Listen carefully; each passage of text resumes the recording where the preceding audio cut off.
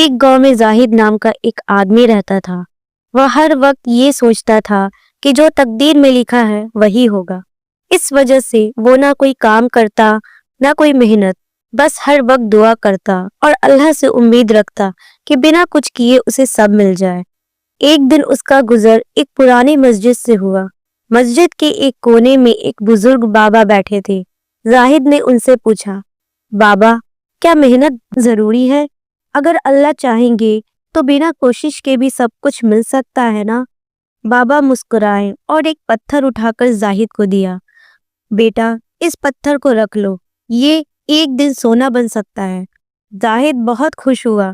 اس نے پتھر اپنی جیب میں رکھا اور سوچنے لگا، بس اب کچھ نہیں کرنا، ایک دن یہ سونا بن جائے گا۔ لیکن دن، مہینے، سال گزر گئے، پتھر ویسے کا ویسا ہی رہا۔ زاہد گرمی، سردی اور بھوک سے پریشان ہو گیا۔ آخر ایک دن وہ غصے میں اسی بزرگ بابا کے پاس واپس گیا اور کہا، بابا، آپ نے کہا تھا یہ پتھر سونا بنے گا، لیکن تو ویسا ہی ہے۔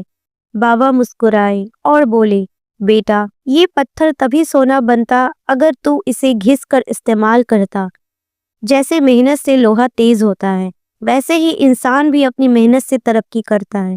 اس دن زاہد کو سمجھ آیا کہ صرف دعا کرنا کافی نہیں، بلکہ محنت بھی ضروری ہے۔ صرف تقدیر پہ بھروسہ کر کے کچھ نہیں ہوتا، کوشش بھی کرنی پڑتی ہے۔ اللہ صرف ان کی مدد کرتا ہے جو خود اپنی مدد کرتے ہیں۔ دعا اور محنت کا صحیح بیلنس ہونا چاہیے۔ اگر یہ کہانی پسند آئی تو لائک کریں، شیئر کریں اور کامنٹ کر کے بتائیں آپ کا کیا اوپینین ہے۔